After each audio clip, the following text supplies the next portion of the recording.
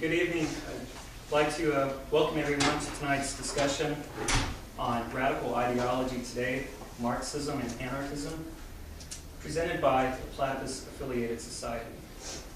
The Platypus Affiliated Society organizes reading groups, public fora, research, and journalism, focused on problems and tasks inherited from the old 1920s through 1930s, new 1960s through 1970s, and post-political 1980s through 1990s left, for the possibility of emancipatory politics today. Oh, please. Translation, study why the world is so screwed up and what to do about it. A little bit about the panel itself. It seems that there are still only two radical ideologies, anarchism and Marxism. They emerged out of the same crucible, the Industrial Revolution, the unsuccessful revolutions of 1848 and 1871, a weak liberalism, the centralization of state power, the rise of the workers' movement, and the promise of socialism. They are the revolutionary heritage. And all significant radical upsurges of the last 150 years have returned to mind their meaning for the current situation. In this respect, our moment seems no different. There are a few different ways these ideologies have been taken up. Recent worldwide square occupations reflect one pattern, a version of Marxist theory, understood as a political economic critique of capitalism, is used to comprehend the world, while anarchist practice, understood as an anti-hierarchical principle that insists revolution must begin now, is used to organize in order to change it. Some resist this combination, claiming that Marxism rejects anti-statist adventurism and call for a strategic reorganization of the working class to resist austerity and perhaps push forward a new New Deal. This view remains wedded to a supposedly practical, welfarist social democracy which strengthens the state and manages capital. There is a good deal of hand-waving in both of these orientations with regards to politics, tactics, and the end goal. Finally, there have been attempts to leave the grounds of these theories entirely, but these often seem either to land right back in one of these camps or to remain marginal. To act today, we seek to draw upon the balance sheet of the 20th century. The historical experience concentrated in these ideas must be unfurled if they are to serve as compass points, to see in what ways the return of these ideologies represent an authentic engagement and in what ways the return of a ghost. Where have these battles left us? What forms do we have for meeting, theoretically and practically, the problems of our present? So that's an introduction of the panel that will be, some of the ideas that we'll be addressing in the panel this evening. What I'd like to do now is introduce our panelists. To my left, John Phoenix. He's a sociology graduate student here at the University of Tennessee. He studies electoral movements. Also, he is a producer and activist. To Phoenix's left is Dr. Alan Dunn, a professor of English here at the University of Tennessee.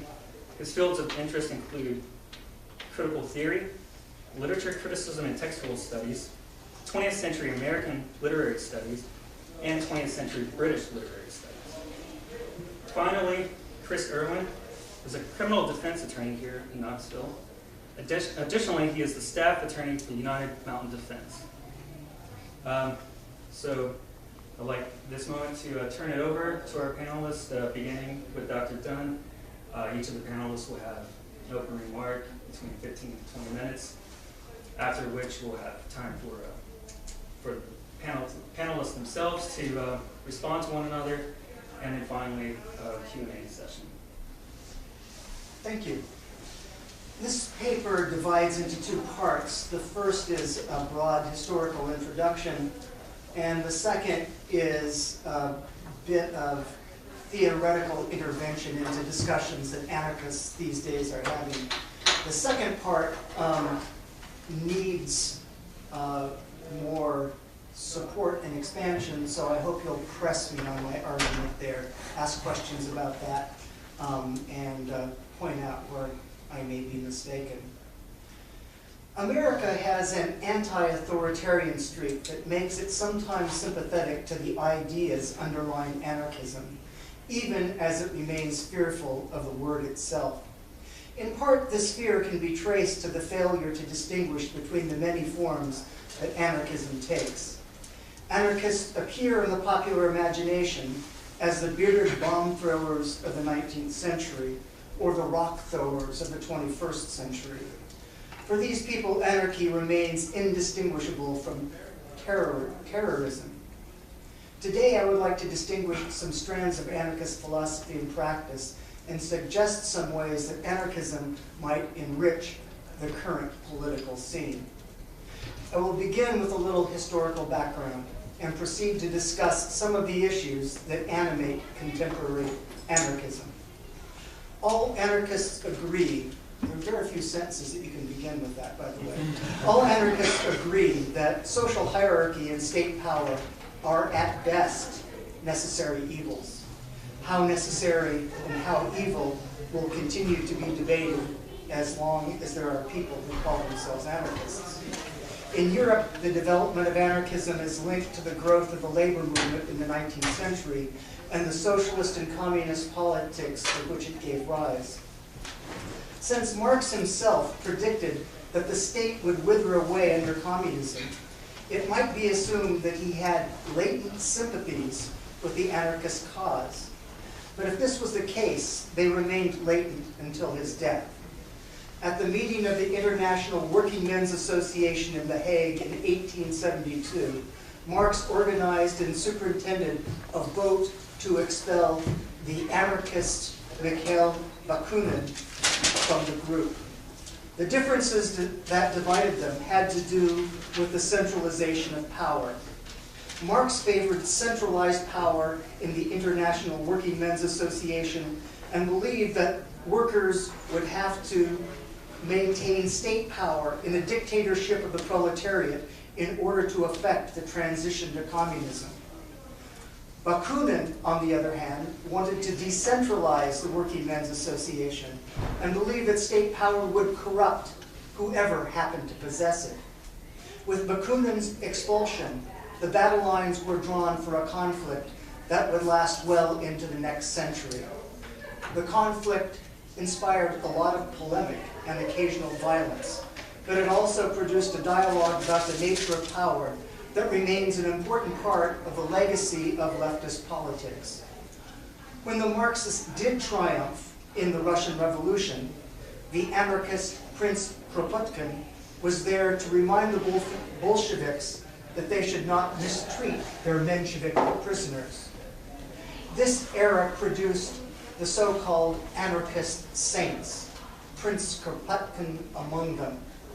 Another anarchist saint from this period that I find particularly inspiring is Emma Goldman, whose Living My Life combines memoir, cultural history, and political theory in a single seamless narrative, or almost seamless.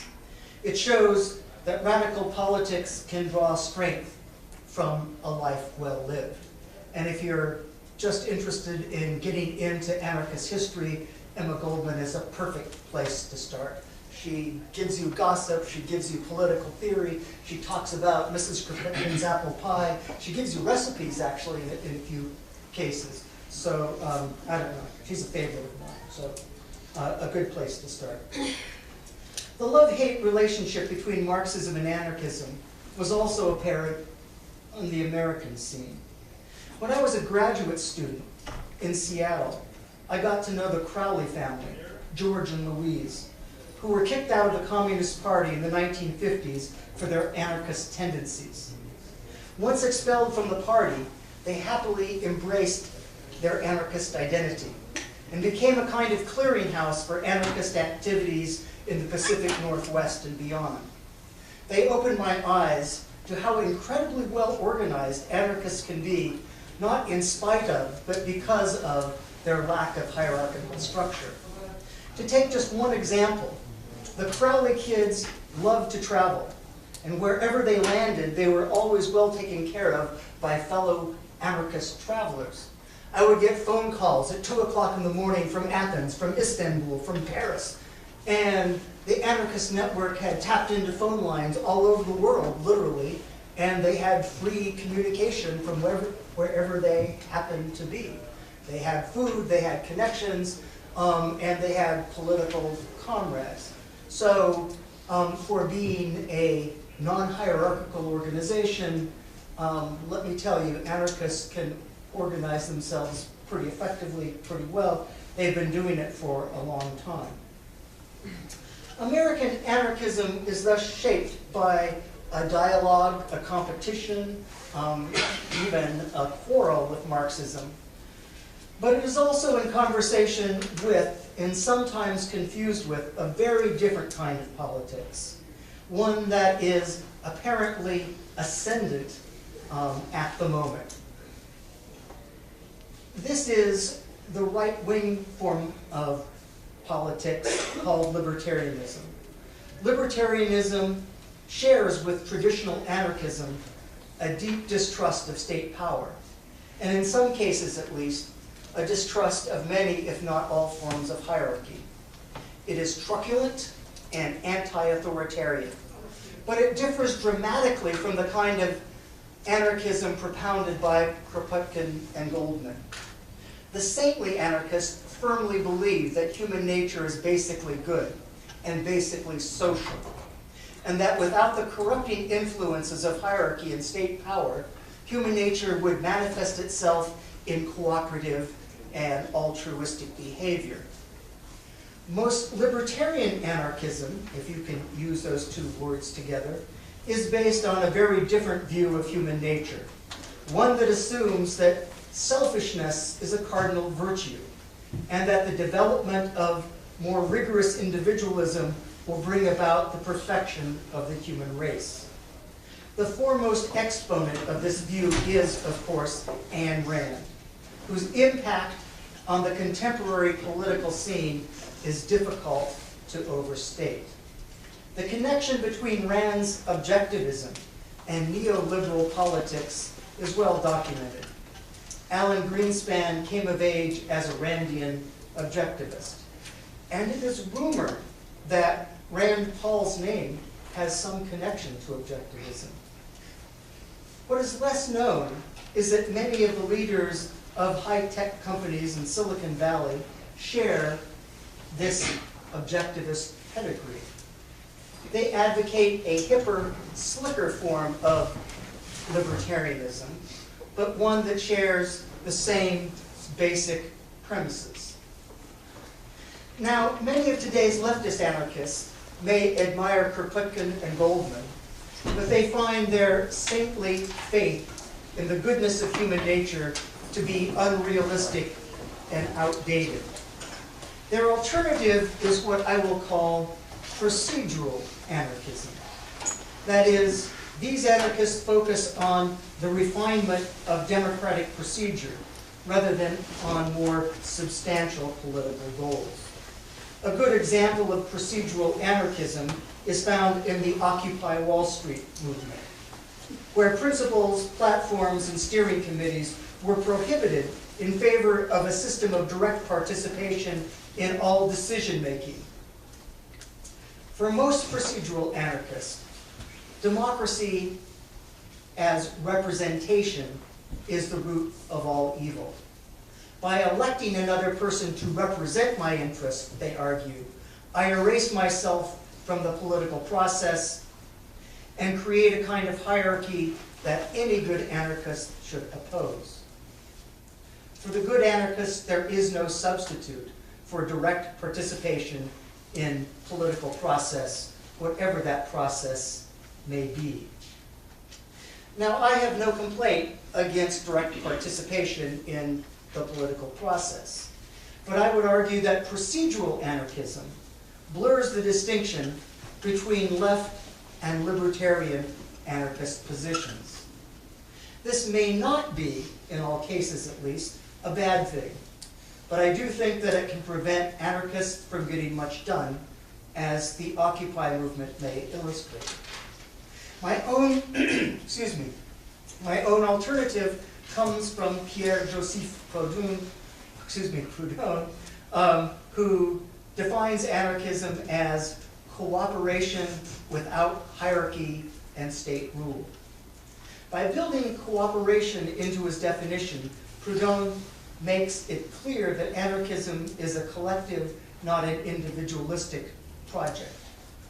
Further, cooperation implies shared goals and values.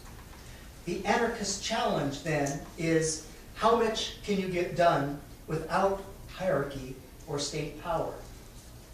This, I would argue, is a question that theory cannot answer. It can only be answered by examples. It demands that left anarchism match its libertarian counterparts in ingenuity, inventiveness, and determination. Thank you.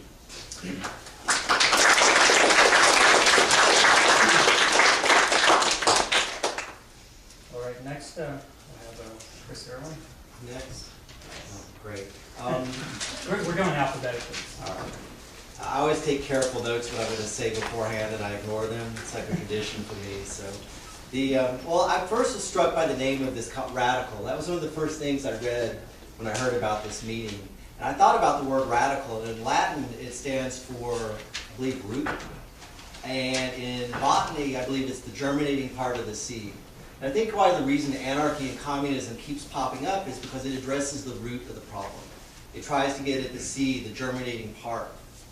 I'm an activist. I've been an organizer since I was 16. I'm ancient now, mainly in the anarchist organizing communities. I was active with Food Not Bombs in San Francisco, Earth First in the Northwest. I drifted through my 20s from direct action campaign to direct action campaign. So a lot of my views on anarchism kind of comes from that perspective, from just being in the trenches. What I guess I'd like to talk about, to me the idea of anarchism is this dangerous idea that we don't need large centralized governments to tell us what to do as human beings. I mean, thank God we're not beating each other up right now, except for the government protecting us from each other.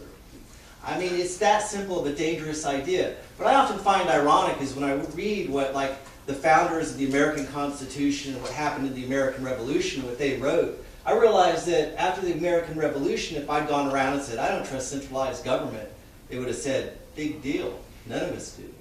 It took about 100 years, it seems like, for Americans to forget what they fought the first American Revolution for, which was against corporations and centralized power, before corporations were even allowed to exist again in North America. But that's not my point. Marx was a genius. We brought up Marx. Karl Marx was a genius. If you read his works, just his analysis of how the yeoman peasantry were systematically driven off the land around London so they'd be forced into the cities so they could work. That's exactly what happened here in Appalachia. And if you track what happened, how the laws were used to drive people off the land, how the land was stolen by corporations through theft and misdirection, it's the exact same thing that happened. And Marx was one of the first to take an economic theory and try to splice it into history like that. And it was brilliant. Where the anarchist looks at Karl Marx and goes, is when he advocates centralizing power on the way to a worker's paradise. That's where the anarchist goes, yeah, that's not going to work. Because the truth is, it doesn't matter what form of power you centralize. It can be in the media. Special interests are going to hijack it. It can be in religion. Special interests are going to hijack it. In politics, special interests are going to hijack it. The nature of centralized power is that it makes it easier for special interests to do what they want to with it. And that perspective, I think, when you look at what happened with the Russian and to a degree the Chinese revolutions, that's exactly what happened. And the Spanish revolutions. And that's the fundamental conflict, I think, between Marx's analysis of history was brilliant, but that little part of his solution to the problem is, I think, where you find the clearest distinction between anarchist and communist thought. Now, with that, though, Marx wasn't the first thing. I'm going to actually go on the side and talk about democracy for a bit. Aristotle wrote this essay that I talked to Grant about the other day, and he wrote an analysis of this concept. We consider ourselves mostly in a democratic republic, or a republic infused with democratic ideals. Aristotle wrote an essay about this evolution of this concept we call democracy. And he wrote it, he was no fan of the concept. And after all, they did kill Socrates. But he said in the beginning that in Athens you had the haves and the have-nots. And if you were a have-not, you had no rights. You could be hunted. The concept of prima nocta that you saw in that movie, Rob Roy McGregor, came from that period, where you could be hunted. And they called the haves the oligarchs. Perhaps today, John will refer to them as the 1%. And he said what happened was that people revolted and got basic human rights. You don't mind if I stand? I'm kind of used to it from court. So, and none of you will go to jail when I'm done. It makes it even easier. So, the people in Athens revolted and demanded basic human rights. You can't hunt us. You can't kill us. And they won. And then the oligarchs began subverting these basic human rights till the people had to rebel again, and they demanded even more. And what happened? The oligarchs, the 1%, began subverting these new democratic institutions, and the people rebelled yet again. They had a series of 8 of these revolutions, and in each revolution they demanded more and more of an egalitarian society. And they won. And he said, this is, when we say use the words democracy, this is what we're talking about. And one interesting part about this that ties back into Marx is that Aristotle would argue that democracy is a product of class warfare. Indeed, it's impossible to talk about, I think Aristotle would make this argument, about the history of this concept we call democracy outside of the context of class warfare. But a more interesting question for me about this, and you all probably figured out I'm a book geek already, but is that in each, if that's the cycle of democracy, these democratic institutions, the revolution happening, and then the oligarchs, 1% subverting them, if you accept that as the cycle, where would you place us today in that cycle? And then the question that keeps me up at night sometimes is, if that's the pattern of revolution, that people demand a more egalitarian society, what would a more egalitarian America look like? A more egalitarian system, assuming that that period of change happens. But anyhow, so that's what, and democracy was the concept of rule of the people. And as far as anarchists as being violent bomb throwers, it seems to me that the Democrats and Republicans by far have a higher body count than anarchists. Whenever I hear the state talk about anarchists are violent, my God, the greatest serial killers in history are the state. You are statistically safer having Hannibal Lecter move in next to you, salting away a few Boy Scouts, than having a large centralized government move next to you. It's true. And a lot of that is exactly that, propaganda. Because what's the most dangerous idea to the state? The idea that it's not necessary. Oh my God, that's crazy talk. We don't need large centralized governments telling us what to do. And in fact, that's the very principle of democracy, ironically, is enough. Some argue that democracy is a verb. You push a button in a booth once a year. That's got nothing to do with democracy or citizenship. Democracy is about oversight and distrust of government and reviewing the acts of your government. I thought about that watching when I got on the bus to come here, 3 officers had pulled over a man and were tossing his vehicle. And it just reminded me. So anarchists in terms of bomb throwing crazies with beards, well, I shaved my beard off. So I guess I escaped that one. Now I want to talk about Peter Kropotkin though, and how people became anarchists. Because it's not all through the same path. Leo Tolstoy believed that if you are a Christian, thou shalt not kill is something that you cannot compromise upon. He was like, no, it's there. It's not like a guideline. You're not supposed to be killing. His rationale was that as such, you can have nothing to do with the government that kills. He didn't like being called an anarchist because of the violent connotations of the term, but that was his philosophy. He became an anarchist through his religion. Kropotkin, on the other hand, and this is why I feel so good, forgive my mispronunciation of his Russian name, but that's my East Tennessee version, Kropotkin. And he was a science geek. He existed about the time when when Origin of the Species, Darwin, and the social Darwinists were taking Darwin's theories and saying, okay, competition between the species is the natural rule. So, it's okay to have 8-year-olds working in coal mines. That's just the natural order of things. They would take this idea of competition between the species, which to be fair to Darwin, was only part of it. He wrote about cooperation as well. That's just what the social Darwinists hopped upon. So Kropotkin gets this job when he's a young man in the steppes of Russia, steep steppes. It's a taxonomic inventory. He's literally getting paid to like count animals and plants.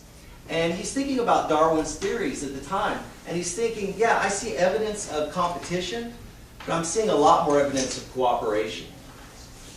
And being brilliant, He contacted scientists all over the planet before the internet even existed and said, can you write to me examples of cooperation in nature? And they wrote countless examples. And he wrote a book called Mutual Aid, which was brilliant, showing that clearly cooperation is far more the rule in the natural world than competition. That made him a good environmental scientist. But what made him a good social scientist is he took the leap that the social Darwinists did. And said, well, if that's more the rule in nature, why isn't it more the rule among us, among people? Why are we more cooperative than we are? Why do we fight at our meetings and bicker at our meetings? And why are we... And his idea was, and later primate studies bear that out, just as primates, we should be better at cooperating, folks, especially against interests that are adverse to our own. And his idea was, it's because there's a system doing what KRS-One calls miseducating us. There's a state out there that continues, that's miseducating us out of cooperation, except when it's the benefit of a few. And that later bore out in, you can look at different primate studies for this. But the state was the problem. Peter Kropotkin became an anarchist through science. And that's what I mean, through religion, through science. And that's what made him brilliant. Also, if you do read Emma Goldman's book, read her partner's book, Alexander Bergman. He's the one who went to the tombs for like 22 years when they tried to kill him in prison. And he was buried in hell. And he wrote a book at the same time she was writing hers, and they're great companion books. Because you see that she stayed true to her ideals throughout it, and he stayed true to his ideals throughout his experience in prison. And they actually meet each other at the end of both books. They're novels, they're big books, but it's fascinating. I could probably talk about communism and anarchism and cooperation and competition, as Grant will attest, for hours and hours and hours. There's a lot of good minds in here. You all have a lot of ideas. For myself, I'm just on the last note, the reason I was attracted to anarchism was I don't like bosses, especially in organizing. It's just when you're doing something and you're doing volunteer work, having somebody tell you what to do that often doesn't know any better than you do, I found frustrating. So I was naturally drawn to the organizations that used egalitarian democratic settings. And that's a problem too. That's when, in terms of Kropotkin, is we had these meetings when we tried to organize. And by the way, we thought 3 people were going to show up tonight. Literally, when I was asked, I was like, yeah, there'll probably be 3. We'll talk about anarchism. It'll be great. I'm just so psyched that so many people actually come to hear about anarchism and communism. I think it's brilliant. But, yeah, thank you all for coming. That's my main point. But, yeah, Kropotkin and centralized power. Oh, democracy. When you look at democracy and you talk about egalitarian relationships, it's no wonder that people get confused. The IWW's argument is, look, we take people that have no real experience in democracy in their lives. Your families aren't democracies that you're raised in. They're usually hierarchical from the dad down to the dog.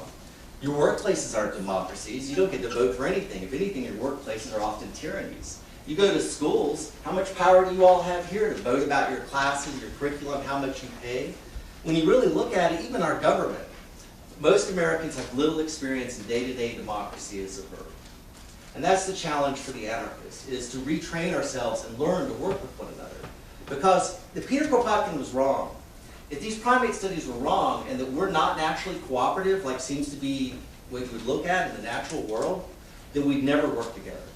We'd never be able to do it. But through meetings and organizing and anarchist meeting processes, you learn, we empower one another, but we learn how to work in these egalitarian democratic settings rather than the miscooperation and, name a single setting. Anybody? Can anybody raise their hand if they can think of a single actual functioning democratic institution in most Americans' lives? Drum circle. Here you go. On a grassroots level. And that's the other thing too. The anarchist, the idea of representative democracy, it's an oxymoron.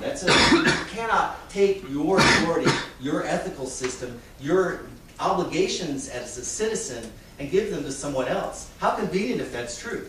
My obligations as a citizen of this country, Phoenix, you have them now. Here, I'm pushing a button between you two, I'm picking Phoenix, you're now in charge. I don't have to care about the democracy anymore of the government I live in. Well, we might select you for jury duty. Yeah, well, jury duty is another interesting subject. We don't use juries right in this country. In Athens, if the city wanted to go to war, it had to go through a jury. If the city wanted to build a building, it had to go through a jury. Politicians were allowed to hold office. The more power you had, the less time you had. And you had 2 citizens provide oversight for every politician. And you know what the penalty was for corruption at the end of term review? Exile or death. Can you imagine what our system would be like if every American politician had 2 random citizens watching their every move, and at the end, there's going to be a grade on your test. You don't like the result, it would change the nature of our democracy. And that's what I'll leave you with. That question of Aristotle is, if we're going towards a more egalitarian society as part of this cycle of democracy, what would that look like? And to the anarchist, it's not the nation state. Thank you.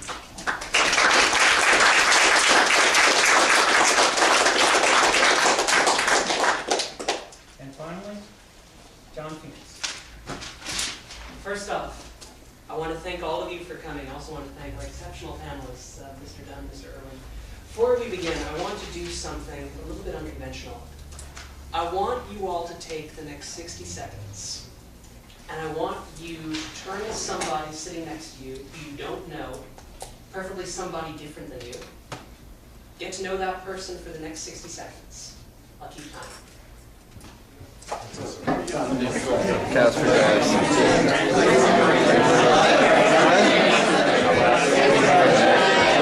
Today, radical ideologies that can do my attention on this little poster.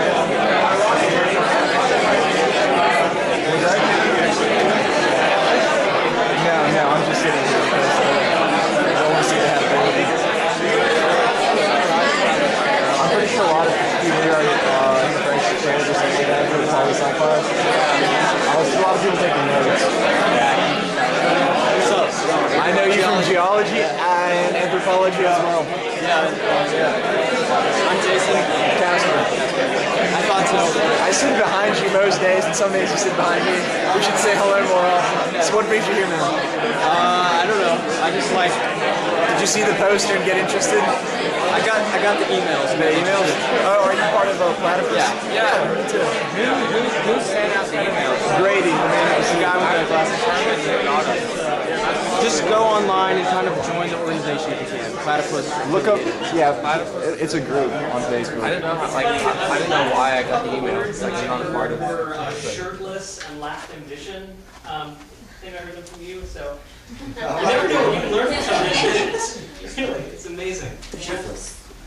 So the reason I did that exercise is because ultimately democracy, community, fundamentally about dialogue. And we don't seem to have a huge amount of that in our society today. And I thought, it's one thing to tell people about, what dialogue is, what the sense of community actually is, but I thought, hey, why not experience it? Ultimately, what we're trying to do, what the Platypus Society is trying to do, and what all people who hold radical ideologies are trying to do, is to try to create a world where there's more community, more equality, and more of this kind of dialogue, where there's less fear from want, fear of disease, fear of unemployment, fear of all the things that make life a living hell for many people a day. That said, ladies and gentlemen, I am not a theoretician. I'm currently a master's student here. I study electoral movements, and what I've been doing in research right now is I've been focusing on not so much radical ideas, but radical ideas in action. How do people take these ideas, these grand ideas, and how they want to change the world, and how do they actually try to implement these ideas? And let's face it, we are all human beings, right? And all human beings are storytelling creatures. We love stories. We love hearing about stories. So rather than, go on some type of long abstract thing, I'm going to tell you a story, okay? This is a story about how 3 groups, a liberal group, an anarchist group, and a Marxist group, all tried to organize in Boston, Massachusetts in 2012. These 3 groups were all faced with a particular problem. In this case, it was major cuts to the Boston subway system. And these 3 groups, each alike in dignity but with very different ideologies, tried to organize around this issue. They tried to organize around the cuts to the subway system in very different ways based on their ideology. And for me, what I love about this as a researcher is, it's a great way of experimenting, almost with a natural experiment. How do different ideologies lead to different outcomes in the same situation? But as an organizer, I can tell you this was a hell of a story, and if you're wondering how this stuff happened, how I know about it, I was there. So, let's start at the beginning. Once upon a time, In a land far, far away, there was a man, fair-haired young man, his name was Mitt Romney. Legend has it he wanted to be president. So in the late 90s, Mitt Romney, when he was governor of Massachusetts, passed some significant changes to how the Boston and Massachusetts subway system was funded. Rather than funding it out of the income tax, they funded it out of the sales tax. Right around the time Mitt Romney, was in the second half of his term, we had a sort of recession in the early 2000s. The amount of tax revenue going to the Boston subway system went down, and it never recovered since. So skip ahead a little bit. It was 2012, January 2012 to be precise. The Massachusetts State Transit Authority, which had been in debt since the early 2000s, had by this point gone almost completely bankrupt. And for that reason, the MBTA presented to the people of Boston two plans, both of which were terrible. Plan A told the people of Boston, we're going to increase your fares by 50%, and we're also going to get rid of about a third of all the bus lines. Terrible idea. Plan B, we're going to raise fares by a third, and we're going to get rid of almost half of all bus lines. An even more terrible idea. And you have to understand, Boston is one of the few cities where you can live without a car because the Boston transit system is so good. And Boston is a very working class city. Working class people rely on the subway system in order to get to work, get to where they need to go shopping, and to do all this affordably. So the idea to the people of Boston that they were going to face massive cuts to the Boston subway system was terrifying. And now, the nice thing is this is America, and usually in America when something goes wrong, people are like, you know what, we got to organize something. Something has got to be done. Most of the time that something is watching somebody else on TV say something has to be done. But in Boston, 3 groups came about, and each of these 3 groups tried to organize and prevent these cuts to the subway system from happening. Spoiler alert, they kind of all failed. But they all failed for different reasons. So what I'm going to go into is, why did these 3 groups, a liberal group, an anarchist group, and a Marxist group, why did all 3 of these groups fail to prevent major cuts to the Boston subway system that nobody wanted in the first place? Why did these 3 ideologies lead to 3 different ways of organizing, and why did all 3 of these different ways of organizing fail? I mean, it's a good question, right? Now, some of you, I'm assuming those of you who are in college either have taken some political science courses either now or maybe you took government class in high school. There's an ideology called liberalism. The idea of liberalism is that you can have a capitalist economy, but you can have a capitalist economy that's not completely cruel. You can have capitalism, but with a little bit of a safety net. Now, at Northeastern University, which is where I went to school, we had a liberal student group that was based mainly amongst the college Democrats who were completely upset about the cuts to the subway system, especially since the cuts to the subway system threatened subway lines that Northeastern University students relied on. Now, this liberal group organized around Facebook, and they said, you know what? We are against these subway cuts, so you know what we're going to do? There are these public hearings that are coming up. The public hearings where the public can talk about just how upset they are about these proposed cuts to the subway system. And you know what? We're going to organize students, and we're going to bring them down to these public meetings, and we're going to tell the MBTA just how much we don't want these cuts to happen. And on the one hand, they succeeded. They managed to bring students to these public hearings, and they made their opposition known. Problem was, after the hearings ended, there were about 8 of these hearings stretched over 2 months. After these public hearings ended, it became very clear that the MBTA was still going to go through with the cuts. Even though the entire public of Boston was against them, even though they'd gone to 8 public meetings and said how much they were against them, the MBTA was pretty much, yeah, we're gonna still cut things. Now, the thing with liberalism as an ideology is liberalism tends to have a great deal of trust in the existing system. That trust tends to be very much misplaced. In this case, what you saw in terms of liberal organizing was you saw a bunch of students who basically thought that this, quote-unquote, the system worked. That if they just followed the rules and brought students to these public hearings, the opposition would be enough to prevent the subway cuts from happening. And that didn't happen. And by the way, after the last of these public hearings was held, the students against the T-cuts, this liberal group, completely fell apart. And again, there's a great saying, it's called wedded. The purpose of an organization can be seen in what it does. This liberal group was designed to bring students to public hearings, to tell the government how upset they were about these cuts to subway systems, and after the hearings were done, the group dissolved. So those were the liberals. Group number 2, the anarchists. There was a group, there was a movement that happened a couple years ago you might have heard of, called Occupy Wall Street. We had a little local affiliate of this in Boston called Occupy Boston. Now, Occupy Boston, which was in Boston mostly run by anarchists, local anarchists, believed very much as Chris said that, we have to actually live out democracy.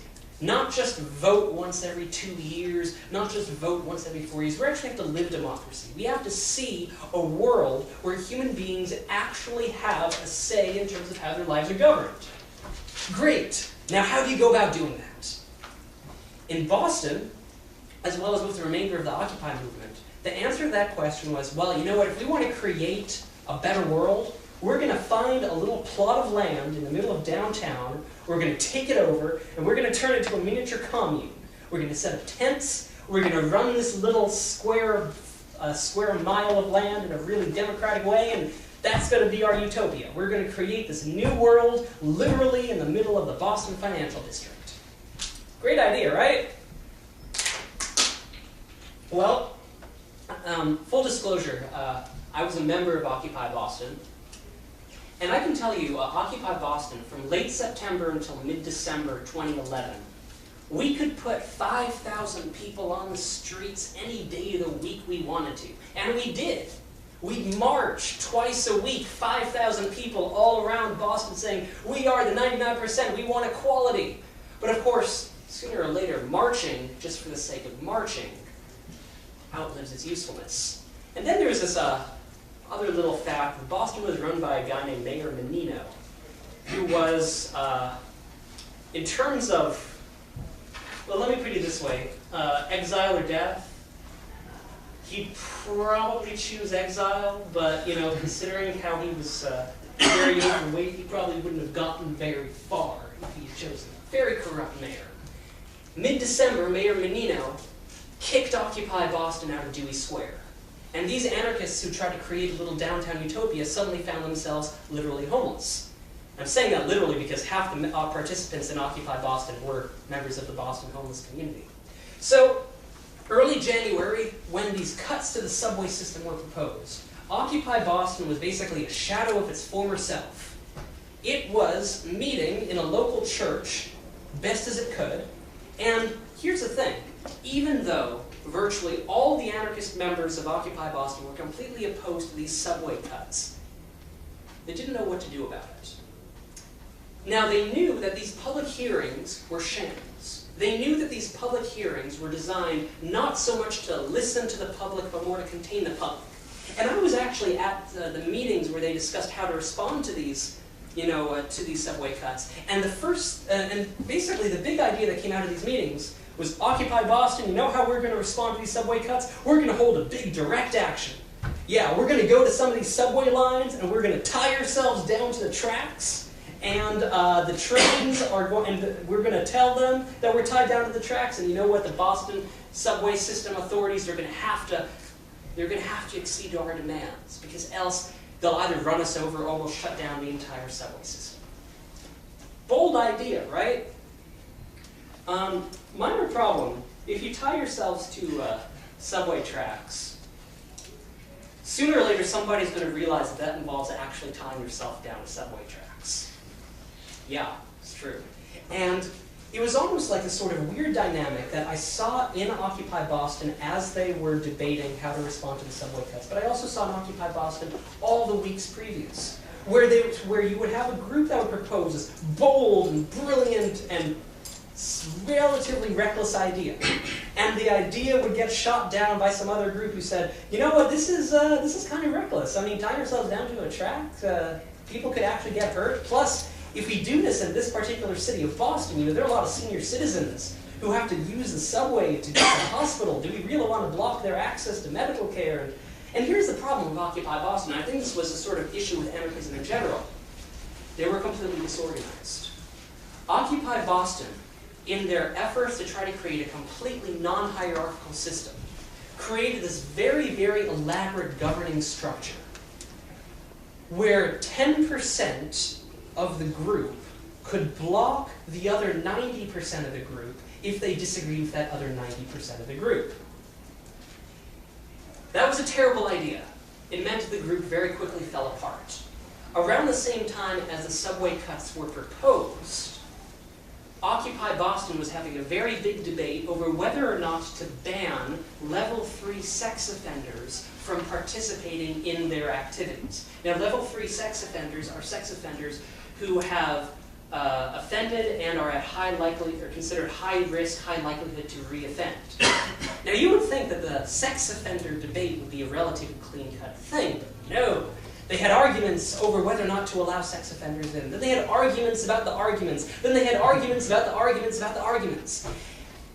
Before Occupy Boston could even go anywhere, it was almost completely falling apart.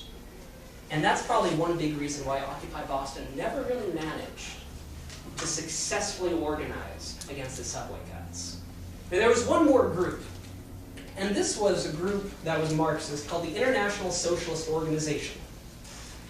Now, before we get into the International Socialist Organization, I have to ask, by show of hands, how many of you have ever seen the movie Monty Python and the Life of Brian?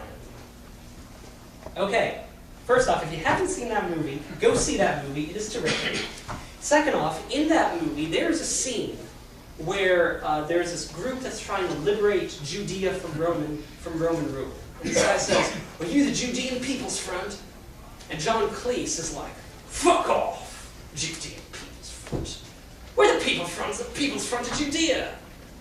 And then they have the Popular Front of Judea, and the People's Popular Front of Judea. First thing to understand about Marxist organizations, very, very, very sectarian. A lot of the Judean People's Front of Judea. But of the organizations, of the Marxist organizations in Boston, and I was doing field research in virtually all of them when I was a senior in college, the International Socialist Organization stood out because the ISO was the one socialist organization that, one, was actually relatively well organized, and two, actually had some commitment to democracy. They opposed dictators like Muammar Gaddafi. They also opposed imperialistic things like bombing Muammar Gaddafi. Very few Marxist groups were that, committed to actual democracy. And here's the thing, unlike the anarchists, the ISO, the socialist groups in Boston, were very, very, very well organized. They could have meetings run like clockwork. But the socialists had their own sets of weaknesses. Namely, they weren't entirely clear on what socialism actually meant. That turned out to be a problem because regardless of whether or not you're trying to get people to adopt socialism, or if you're trying to get people to adopt a new farm implement, any innovation is much easier to spread if you have some way of basically showing it to people, of saying, here's what this innovation is, judge it for yourselves, look at how awesome it is. If you're an organization that doesn't know what socialism is, the second problem you're going to run into is you're not going to have a very clear idea of how to get from here to socialism, whatever socialism ends up being. Now, incidentally, for those of you who are wondering, there's a terrific book out there by a guy named Paul Cockshott and Alan Cottrell called Towards a New Socialism. If you're actually wondering what socialism is, they explain it in full academic rigor in their book. Short answer is socialism is an economic system that consists of at least 6 components. One is an expanded safety net. Things like universal health care, universal education, universal child care. Right? The second element is something called chartalism, which is basically a monetary policy where the government basically creates money rather than taxing people or taxing the rich or borrowing money from the rich in order to fund itself. China does this. It's the reason why, the fact that China can create several billions of dollars out of thin air is the reason why China can build millions of miles of railway, while we can't build. So, safety net, chartalism, workers' cooperatives rather than corporations being the dominant way of things getting produced, democratic, cybernetic, economic planning instead of a free market, labor money, which basically says that if you work for an hour, you get a voucher that says, I have worked for 1 hour, and you can use that voucher to buy things that have taken 1 hour to make.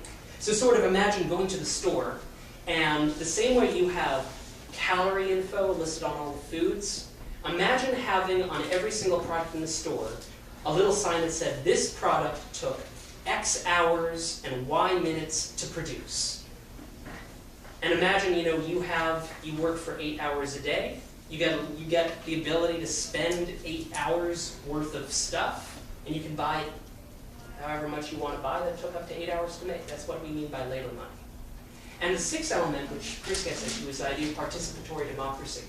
That rather than voting for someone once every 2 years, or voting for someone once every 4 years, you have what Aristotle called rule of everybody by everybody. In ancient Athens, they did this because in Athens, believe it or not, they almost never used elections. They ran things by lot. Seriously, imagine like having the President of the United States be some random person selected from the population as a whole. Imagine selecting Congress, 500 randomly selected people from the country as a whole. That was how Athens actually operated. And believe it or not, if you're going to have a planned economy, you actually need participatory democracy, because unless you have rule of everybody by everybody, then whoever runs the economy is going to become a new elite, which is, I think, the fact that Chris talked about. Now, here's the thing. Back to Boston. If you have some idea of what socialism is, you can start talking about how do we get from here to there. The ISO had no idea of what socialism actually meant. Because of that, they had no idea how to organize for it. Because of that, the ISO ended up being somewhat peculiar as an organization in that, usually, they never took the lead on organizing around anything. They would usually join organizations that other groups had started, and then they bail on these organizations after a couple of weeks, after it became clear they weren't able to take over these organizations. And ISO meetings tended to be very, very, very, I guess the charitable way of saying it, would be boring. Here you would have these socialist intellectuals. They would spend hours at a time discussing these socialist texts. But since everybody already had the same opinion going into the discussion, there wasn't really much of a discussion. The ISO had the ability to attract working class people to their meetings, but most of these working class people never stayed for more than a meeting at a time. So what you ended up having happen is you had the socialist group that, even though they could have been far better organized than the anarchists, even though they could have been far better organized in terms of how they would challenge these subway cuts, they never did. So, if you want to understand sort of what it was like at this time, you have to imagine it's February 13th, 2012. Literally, it's the night before Valentine's Day. There's a snowstorm in Boston, but nevertheless, about 2,000 people come to the main branch of the Boston Public Library to one of these public hearings. The public hearing is supposed to start at 6 o'clock. By 6:15, the Boston police are preventing any more people from entering the meeting hall. They tell people the meeting hall is full. But people who are inside the meeting hall are sending photos to their friends who are on the outside saying, hey, look, this meeting hall is actually half empty. When you have things like this happen, and you're one of these, you're either the Marxist or the anarchist or liberal group, how do you respond to something like that? I mean, how do you respond to a government that basically says, we want your opinion, but we kind of don't want your opinion, so we're going to prevent you from actually going into the room to give your opinion? How do you organize around something like this? Now, as a sociologist, there is sociology. Bummer. There's a branch of sociology called social movement theory. And in social movement theory, there is a sociologist, his name is William Gamson. He wrote this terrific book called Success of the Unruly.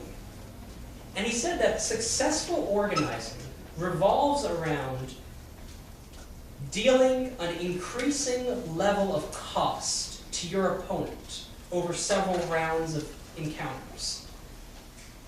This is sort of something you saw in the civil rights movement. They would start by trying to desegregate buses. When that didn't work, they would start with a boycott of the public bus system. They would impose economic costs on the city of Montgomery, which forced the city of Montgomery and eventually, thanks to the Supreme Court, to give in. You see, if the groups in Boston would have wanted to intelligently prevent the subway cuts from happening, what they could have done was they could have had an escalating organizing campaign. They could have started out by going to the public hearings, which they did. Then they could have said, you know what we're going to do? We're going to do something like put wooden crosses in the subway lines. Wooden crosses that, the trains could very easily run over, but would nevertheless be something that the media could have very much caught on to, If that hadn't worked, they could have said, okay, we're going to start holding demonstrations at these subway stops in order to raise more attention to what we're trying to fight for. If that hadn't worked, then they could have started trying to tie themselves to the train tracks as anarchists were trying to propose. When it comes to organizing, the thing to keep in mind is that recruitment always comes before persuasion. Regardless of whether you're an anarchist group, a liberal group, or a socialist group, you have to know what you're fighting for. You have to have some idea of how to get from point A to point B. You have to, when you know how to get from point A to point B, you have to be able to reach out to people and tell them, look, here's something we can do to change things, to make things better in the here and now, and here's how you could actually get involved. And unfortunately, none of the groups actually did that in Boston. They either aimed too high, they aimed too low, or they didn't aim at all. And I say this partly because all of these different ideologies in some ways had a very similar set of mistakes. They knew what they were against, but they didn't know what they were for. Because they didn't know what they were for, they didn't know how to get from point A to point B. Because they didn't know how to get from point A to point B, they couldn't offer people something to give them hope. Because ultimately, when it comes to organizing against an economic system, against civil cuts, or against anything else, you need to be able to offer people hope that they will actually succeed. And if you can't do that, regardless of ideology, then your organizing effort's probably going to fail. So thank you very much.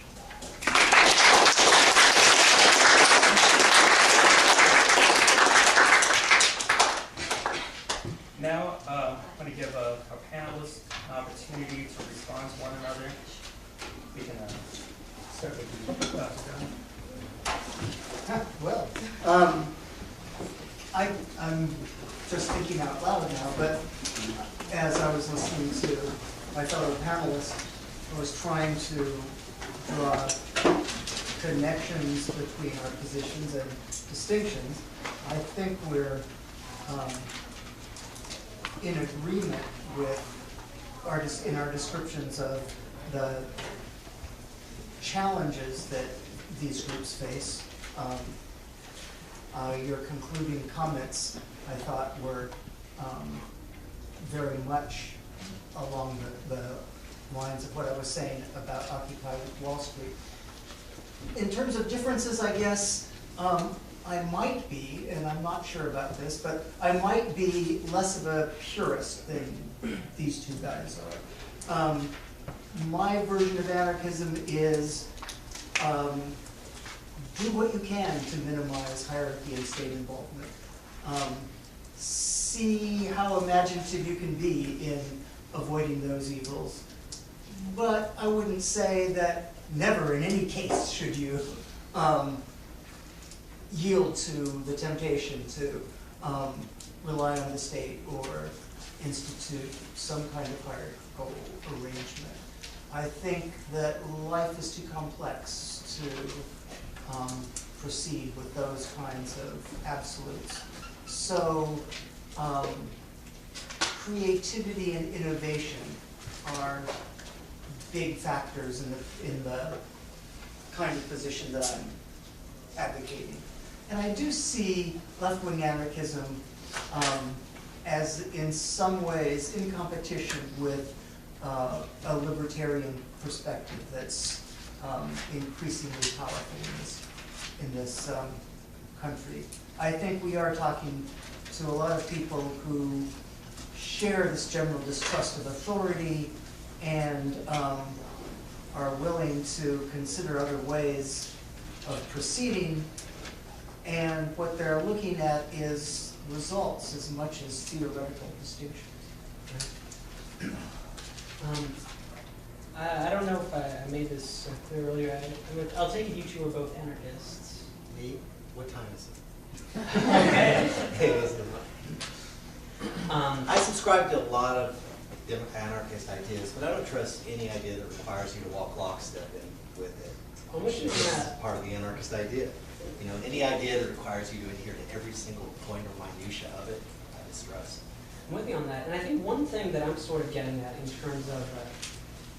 terms of organizing, and full disclosure, I actually used to work with Chris Irwin on United Mountain Defense back in 2010. I am what you would call a populist as well as a socialist. And to me, what populism has always meant is that aside from the ruling class in this country, there's something called a governing class. You know, the group that doesn't necessarily run things, but the group that's most involved in politics. The group that's most involved in how society works in terms of running society. In my view, the difference between the governing class and everybody else is something we don't like talking about a whole lot, and that's education. Now, most of the people in this room, I'm assuming, are well educated. Deeply in debt. That too.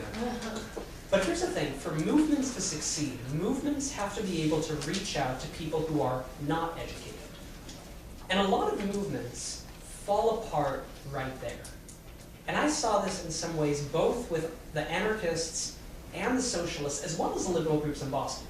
I mean, the Northeastern University College Democrats absolutely hated uneducated people. They seemed to think that all uneducated people were these red staters who voted Republican, and, you know, ignored it. Occupy Boston, you know, they have this occupation, which is great, but what if you're someone who can't go to Dewey Square and sleep overnight? You know, what if you actually have a job, you have to work for a living? What do you do then? And the socialist groups, I think, were so very, very, very intellectual that they seem to forget that a working class person coming into a room would not automatically know who Marx was, let alone know what Marxism is. And so for that matter, I kind of want to say this. I know some of you might not have any idea what anarchism is, what Marxism is, what socialism is. I encourage all of you to ask questions. There is no such thing as a dumb question. Because my goal here is to sort of take these ideas that we've been talking about and make them and put them in ways that anyone in this room can understand. For that matter, put them down in ways that like a 5-year-old could understand. And, you know, whatever we can do to help you out with that, just let us know. A 5-year-old in me wants to speak now. It's like, I gotta say something. All right. Yeah. First of all, what Occupy in Boston did, I think that, well, 5,000 people in the streets, that ain't bad. It seems like cooler heads prevailed in terms of locking yourself down to a subway track, which, for the record, I think was stupid. I should not have to go there. But what a lot of people don't realize what Occupy did was it trained tens of thousands of Americans in democratic organizing processes. I mean, sure, they did. It was a lot of people suddenly, and people look at it, well, where's Occupy now? A lot of those people in almost every single city are organizing different groups now, using what they learned through Occupy, through that mechanism. To me, that's the most valuable thing that happened out of it. That's true. And in terms of a campaigner that does direct actions and stuff, that sometimes you don't know how to get to point B. That's the joy of organizing, and that's the trouble with nonprofits that think they know the answer for every campaign. Every campaign's different. No plan, you know, successfully succeeds intact in the actual struggle. Sometimes you just jump in, and the campaign changes, and you pull off big wins. Sometimes you don't, but sometimes that's just the nature of the beast that you're fighting. And as far as the class issues, well, I think Earth First, with its Rednecks for Wilderness, was one of the ways that it embraced. That's what drew me. I was living in a tent on the Nolichucky Gorge as a whitewater guide when I heard about this Redneck for Wilderness thing, where they were trying to embrace the class differences. Also, Mountain Justice Summer is an anarchist example with its listening projects, where everybody, members went door to door in the coal-filled communities talking to the miners, firsthand, talking to the people. That was, I think, an example of trying to overcome these, and as a result, in terms of the differences in age and class, you saw more diversity Right. in the beginning of Earth First and throughout Mountain Justice. So I think anarchists have tried to address these issues. Yeah. Finally, I think your point about how difficult it was, I mean, all these brilliant, intelligent, excited people in Boston, I can see it now, were like, all right, let's get everybody together and be egalitarian, yay! But again, coming from backgrounds where their families weren't egalitarian, their government wasn't particularly, the schools they came from wasn't, and what I'm more amazed of than the problems you point out was that what they got done. And to me, that's proof that with practice and time, a lot of these what's called social capital, I've heard it called, it can get rebuilt, and people can relearn these tools of working with one another. But anyway, I want to get questions because I will talk about anarchism. I have one question first. Just to sort of redirect to the conversation of history that each of you, Chris, each of you have done, and Phoenix all spoke to history in one degree or another. But Dr. Dunn, you specifically sort of spoke about the historical split between anarchism and Marxism. Again, he talked about sectarianism. And Chris, you often referred to Marxism and communism kind of interchangeably. And Dr. Dunn, I think you were speaking to the fact that perhaps Marx was even sort of implicitly an anarchist in that he eventually saw the Exactly, yes. So do these splits between anarchism and Marxism, and within Marxism and anarchism, i.e.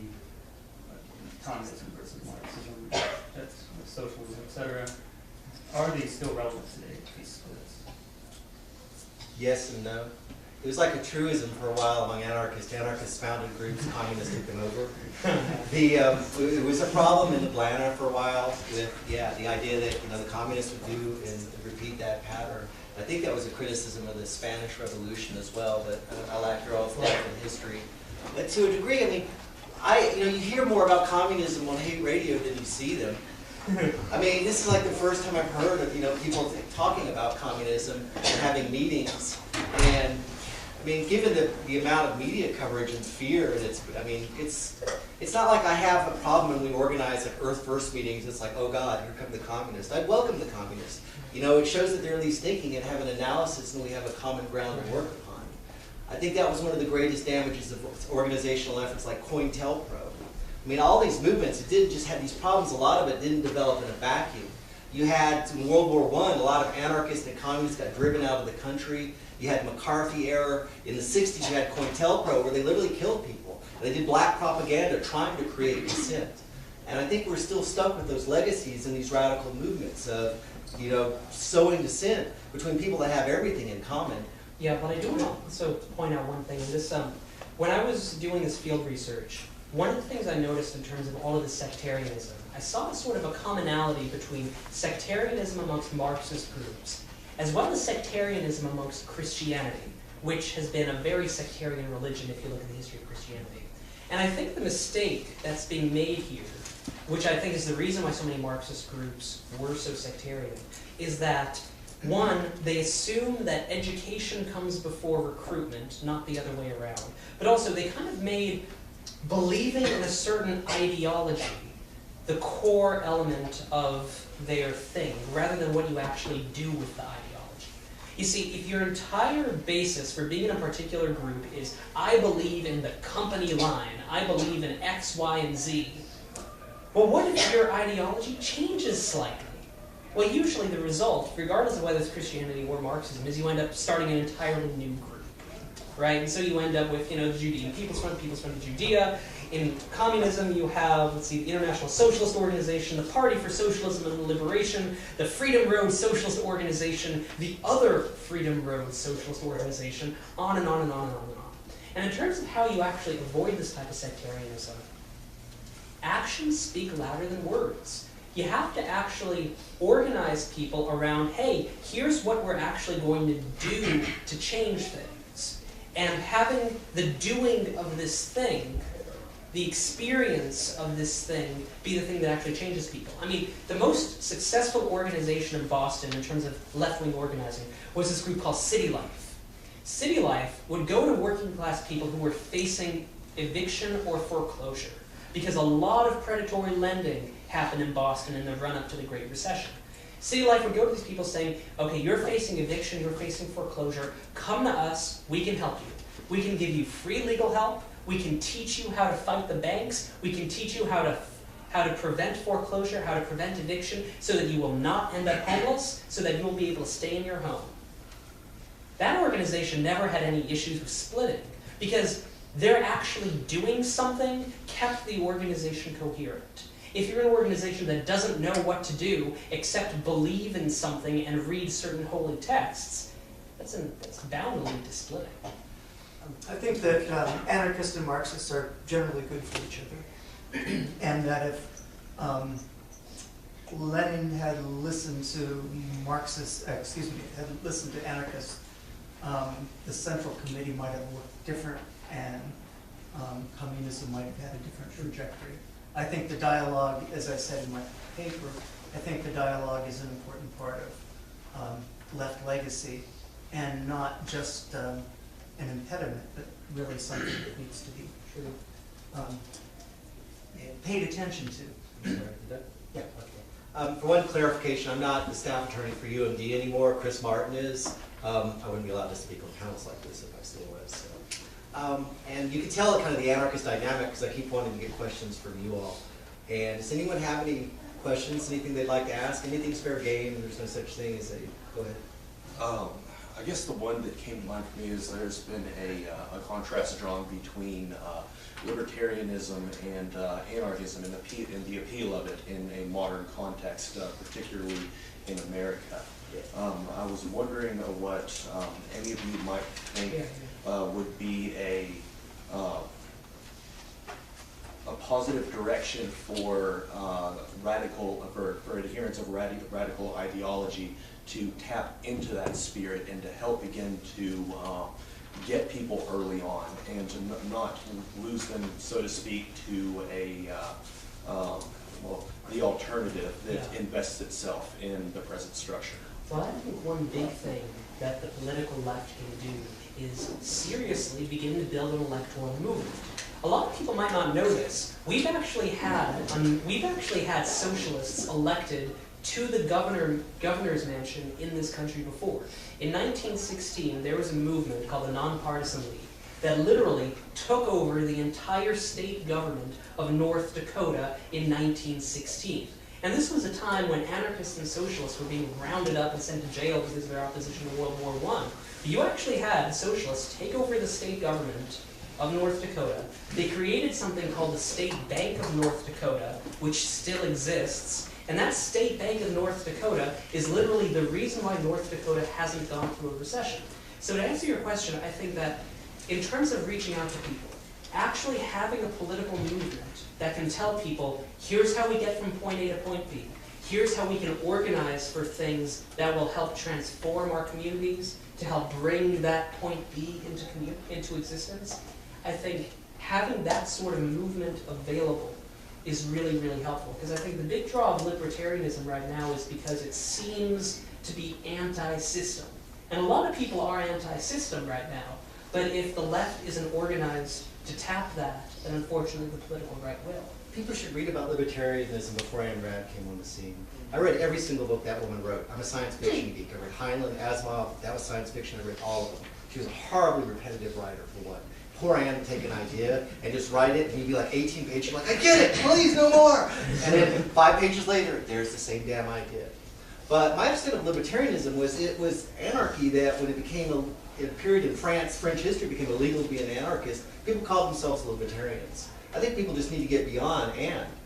You know, she was one fairly overly prolific, repetitive writer of libertarianism. That doesn't make her the end-all. And too many people, and the thing is, even the right that use her misunderstand her. I invite you to watch her YouTube videos. Yep, she's on YouTube in black and white, and listen to this woman speak. And literally what she says bears almost no reflection to how libertarian is being bandied about today. So I think there's one of the things we can do that is through education and just peeling back what we really mean by these terms. and saying that they always get hijacked. I have no doubt that if anarchy suddenly became more powerful than it is today, soon you would see, they'd be talking like selling anarchy for Pepsi. You'd have Pepsi be like, anarchy. But that's something Marx said, though, that capitalism would provide the roots of its own downfall. That's my action. And I'd read Ayn Rand, too. I mean, it's not that bad, but it's just the repetitiveness of it. One thing my government textbook said, and you can feel free to take this or leave this, their distinction was that libertarianism is fundamentally individualistic, while anarchism is fundamentally communitarian. That's my point. Questions? Is that what you were going to add, Dr. Dunn? Yeah, that's my argument, basically. Yeah, I have a question. Yeah, please. What would y'all say about sort of just not participating, not voting, not joining all these different groups? So, Can I ask you a question, Ed? How old are you? 34. Okay. So you're probably going to live, let's say, another 30 years or so, at least, maybe 40. Is that fair to say? Okay, there's a reason I'm saying that. I'm not asking any more questions. Here's the reason why I'm saying this. You're going to die soon. Here's the reason why I'm saying this. We are, as young people, for the most part, or as people who are, living on planet Earth in the 21st century, have to sort of wake up to certain facts. And that is that by the year 2075, if things keep going the direction that they're going, we're not going to be able to grow food in any part of the Midwest, except for a very small part of North Dakota. Thank you, climate change. This country is going to get more and more and more unequal, as would the rest of the world. And here's the thing. The Guardian very recently published an article saying that this report came from this organization called NASA. Not a fringe organization, but like NASA, saying, look, we're actually possibly going towards some type of severe ecological catastrophe, possibly even collapse, because when you have a population of 8 or 9 billion people, and climate change makes it harder to grow food, and water is getting scarce, and fuel is getting scarce. Change is coming whether you want it to or not. The question is what's going to be the nature of the change. But if you are 34, I'm 25, so I might be alive a little bit longer than you. But I sincerely hope that, regardless of age, we'll all look to the future and say, you know what, as screwed up as this world is, we can't possibly let it get any more screwed up for the people who come after us, because they'll hate us for it. So you think that's the consequence of not voting Yes. for Republicans and Democrats? The world will get worse and future generations will blame you. Question here. Well, so does that mean your vote is your consent? My opinion is that voting is only one small part of what you could do. I mean, you can vote, you can organize, you can get more involved in the community. It's like there are always ways of trying to change things. I mean, like, let me ask what's the name? You were in my class last year, weren't you? Yeah. Okay, so what's an issue that matters to you? International economic equality. Okay. Now, let's see. Suppose you wanted to fight for international economic equality, right? Well, there are groups like, say, Oxfam that say, hey, you know what? We have to start changing things like food aid, start changing things like the economic system to make things more fair. There are organizations like Equal Exchange that's focused more on fair trade rather than free trade in order to help producers in the third world. There are tons of organizations that any person could get involved in that are fighting for international economic equality. So just to use that for an example, yes, by all means vote, by all means participate, but organize and get involved in all of these other things that are trying to change the world too. And the cool thing is that because the world is so screwed up, and because it's not entirely clear where things are going over the next 10 or 20 years, in some ways it's actually a good thing, because when the future is not set in stone, everything you do today matters far more than it would under ordinary circumstances. What's your view of coercion and force? Please, the other two members. The classical anarchist argument could be summed in, semi-classical, 70s and 80s, when all the anarchists I came up with were saying, was different puppets, same masters. You know, you get to pick how degrading is it. You get to take your pick of which puppet, you know, corporate wealthy puppet you get to pick. But my perspective on it was that I was like that with the Gore-Bush election.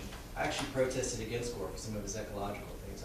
I walked lockstep with everybody in the anarchist community, and that, you know, it doesn't matter on these large electoral fronts. You're getting corporate pimps, whoever you vote for.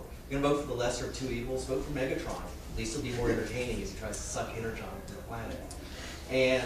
But then Bush went and got 100,000 civilians killed in Iraq. And I couldn't help realize, I was like, damn, it's actually a body count difference. There is apparently a difference there.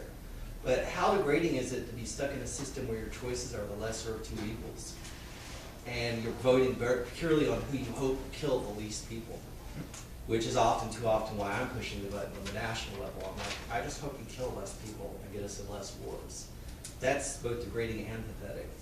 But I agree. I mean, how can you willingly pay taxes in a system? well, that's what Tolstoy argued. Tolstoy said that if you're a Christian and believe thou shalt not kill, what are you doing participating in a government that kills lots of people all the time, in mass, in your name, with your tax dollars, and sometimes your children? Well, I think that the most powerful tool that groups like anarchists have is the power of example, to the extent that they can provide compelling examples of cooperative behavior that don't rely on these mechanisms of power. They're going to succeed. To the extent that they try to simply convince people of a doctrine, I don't think they will succeed much at all. So I think it is warring examples that will really make the case. I think electoral politics will remain a part of the picture for the foreseeable future.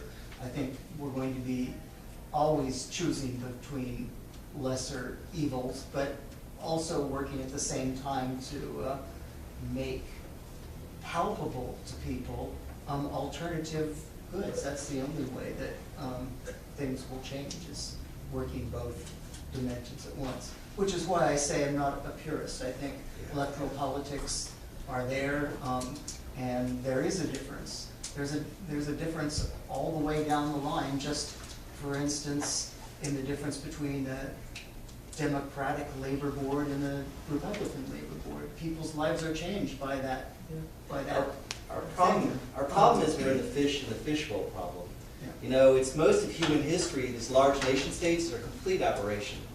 You know, when you look at the overall span of human history, these large centralized nation states with the capability of making nuclear weapons, large mass warfare, that's a blip in our overall history, which is, you know, even if you go all the way back to the Roman Empire. But we're the fish in the fishbowl. We're looking out the bold one. What would a different, you know, more egalitarian society look like? And that's tough. Can I ask, I'm sorry. I'm sorry, Grant. Well, just to add to what you guys are saying, I think what a lot of people don't understand maybe about anarchism is there's still going to be institutions. There will still be federations. There is still a process for people to go in and work on things. The difference is the nation state doesn't really let you do that all that much. You know, so I actually think the Occupy movement isn't a very good example of anarchism.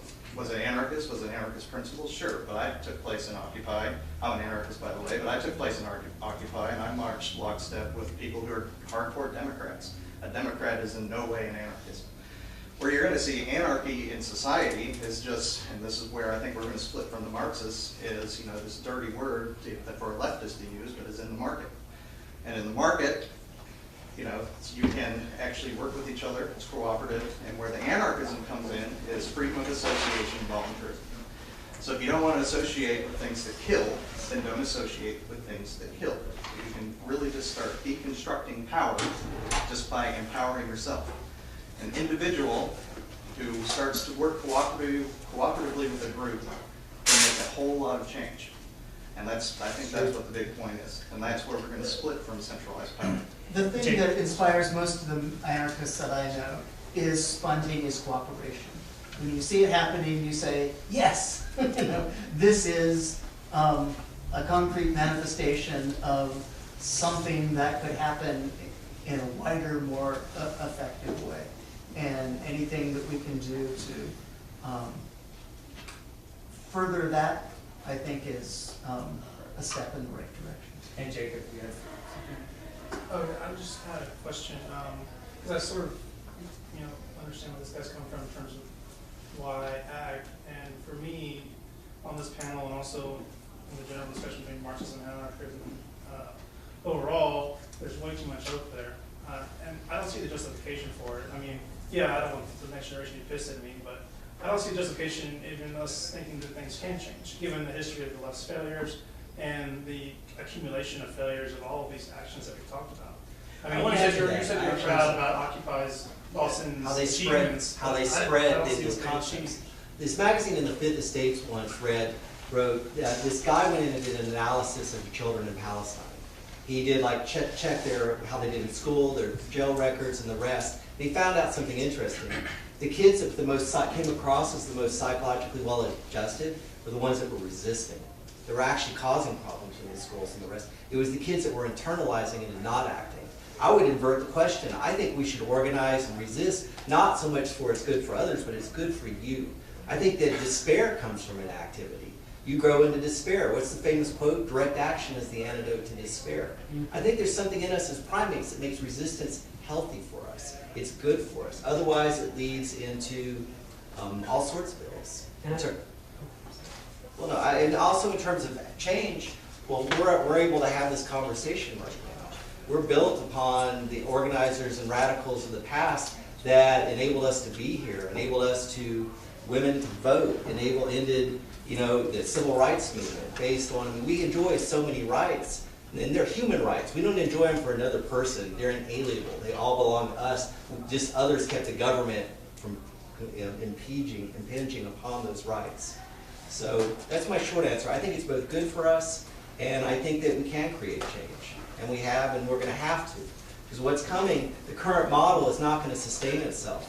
You don't find large centralized power structures in nature because they're inherently unstable.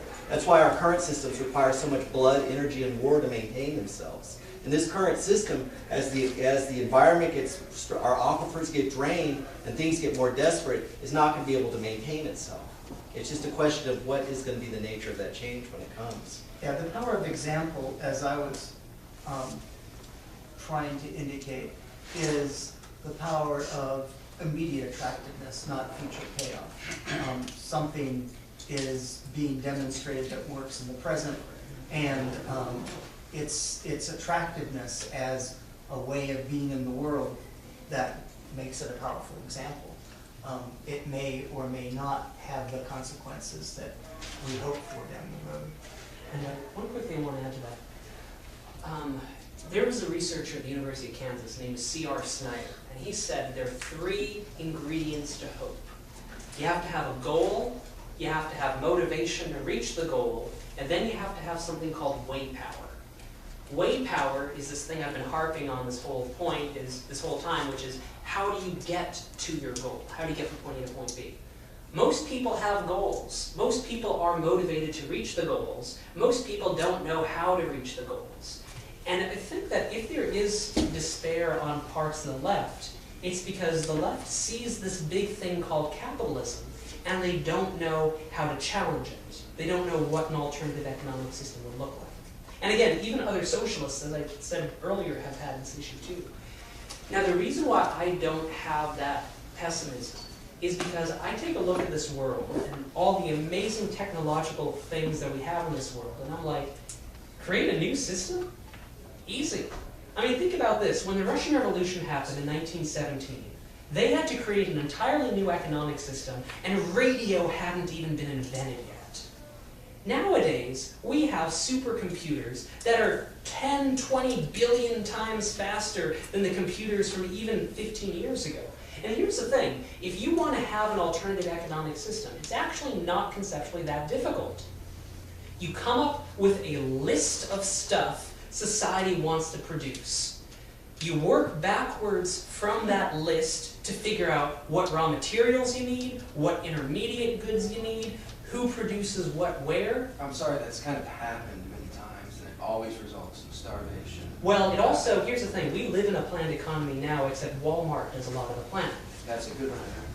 And here's the thing, we have the technological capacity now to have an advanced economy. We have the technological capacity now to have a planned economy that avoids recessions and depressions.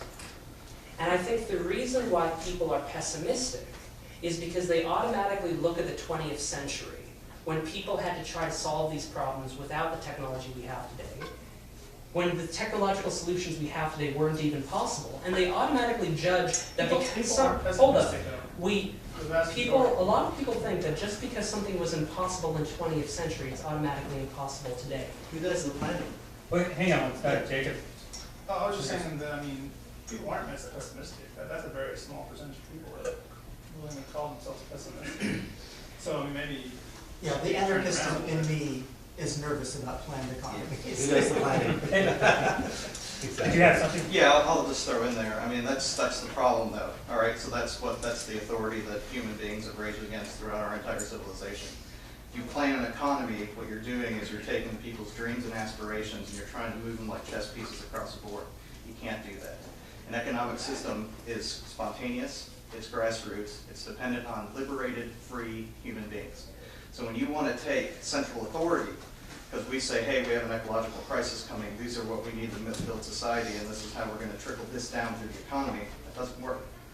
So you got to move beyond political boundaries if you're going to solve the ecological crisis. If you're taking the dreams and aspirations of people and trying to direct them, it's not going to work. We're always going to rebel against it. We have through our entire history. It's not sustainable. It won't work. The dreams and aspirations of people are shaped by the system they're in. So maybe you should move them around like chess pieces because they're bad dreams and bad aspirations. May I want to respond to both of y'all. Hey, wait, does anybody need a bathroom break? Or need to leave? We have to be out of here in about half an hour, but feel free to come. None of you are hostage. Yeah, but let's open up the discussion a little bit. Sure. Mind if I just quickly throw in? Sure. Okay. There is a very interesting branch of economics, right?